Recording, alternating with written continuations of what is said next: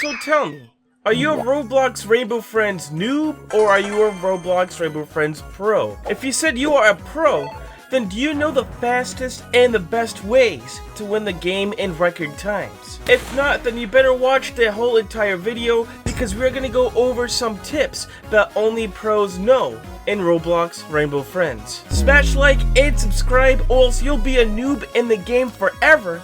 Don't risk it! But first, we do have a quick word from today's sponsor of the video. This video is brought to you by Squarespace. So what exactly is Squarespace? It's the all-in-one platform for building your brand and growing your business online. I mean, imagine if Tricky wanted to sell in Branda's cookies. He could use Squarespace to make it all possible. There are many features that Squarespace offers that could help Tricky with his business, such as custom template optimizations that has designs to fit his needs, emmed videos where Tricky can showcase his baking skills at work, and also analytics in order to help grow his newly founded business in the process. So head over to squarespace.com for a free trial, and if you're ready to try it out, make sure you go to squarespace.com/CaptainJackAttack to save 10% off your first purchase of a website or domain. Links in the description, and once again, a huge thank you to Squarespace for sponsoring today's video.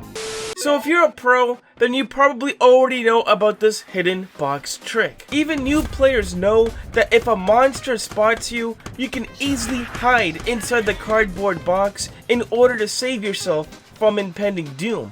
But little did you know, you could actually still move around while hidden and the monsters won't even touch you at all. Time and time again, you may run into players that are simply hiding in the boxes but standing still. It's like they think if they move around with the monsters right next to them, the monsters are gonna notice them and they will get caught.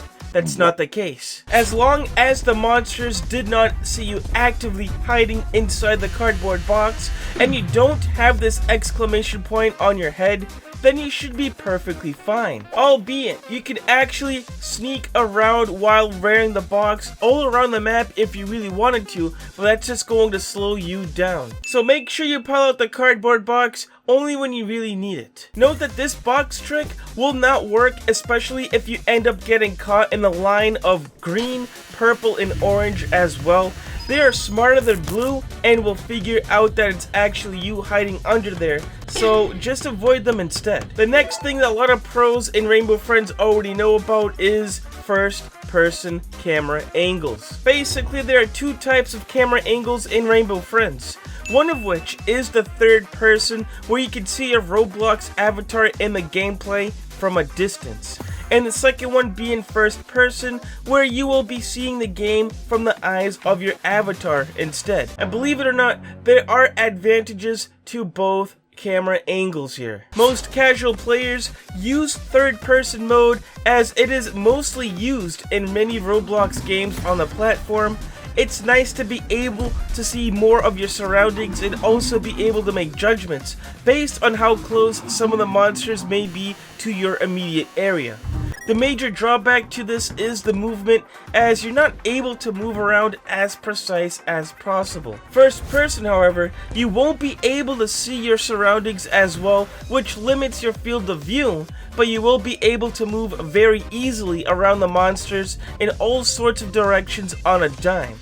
So make sure you use this to your advantage when dealing with them. A lot of speedrunners like to use first person exactly for this reason. And they also use it in other horror games such as Piggy, for example. It's just one of those common Roblox sense tips, but you'd be surprised by how many people don't even realize how effective this works. It's also helpful to be in third person mode sometimes, especially if you're going down ladders to Orange's hideout. You'd never know they may be waiting at the bottom. Next up, we do have to talk about these holes in the wall because you can actually use them and they can be useful at certain times. Everybody knows that these are not just for decoration, but they can be used to hide in if a monster is going after you by ducking into them. You can find these all along the map of the game, and there are many of them as well, which helps out a lot. Pro players rarely use these hiding holes, but if you're getting caught in the middle between two monsters, and there's no chance of hiding in the box, your last resort is to hide in the holes instead. But not every single hiding hole is the same. This one, for example, near the secret-filled hallway, is actually a shortcut that drops down to the other side of the wall. It's very useful for making a quick shortcut in order to cut down on round times. Honestly, it's one of the most underrated hiding holes within the whole entire game, so make sure you use this one very frequently. There are some that you should not use unless you absolutely have to, such as this little shack towards the sewers. It doesn't provide any other benefits other than hiding from the monsters, so it will slow you down if you stay around in there. Using these hiding holes only if needed will definitely save you from some crazy moments, especially in Rainbow Friends. Another quick pro tip does involve with these seemingly random orange marks on the ground throughout the Rainbow Friends map. At first, we thought these were just some random designs that were built within the map, but they're actually usable and they can be useful for finding a specific feature within the whole game. Similar to the arrows pointing to the theater, these are actually path markers that highlights Orange's path when he is running around trying to get his food. The orange part of the design also can help you lead to his hideout quick and easily in case if you wanted to feed him before he runs around again.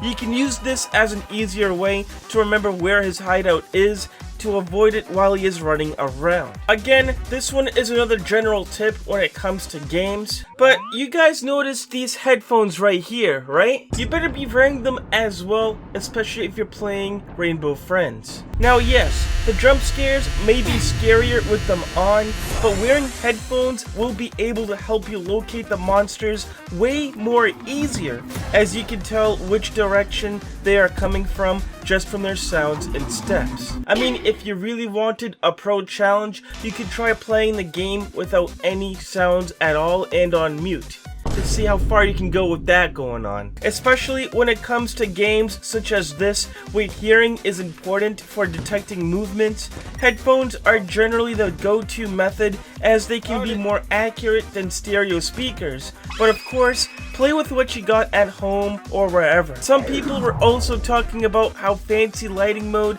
for the 4th round involving the flashlights may help with making the game lighter in order to see the map more clearly.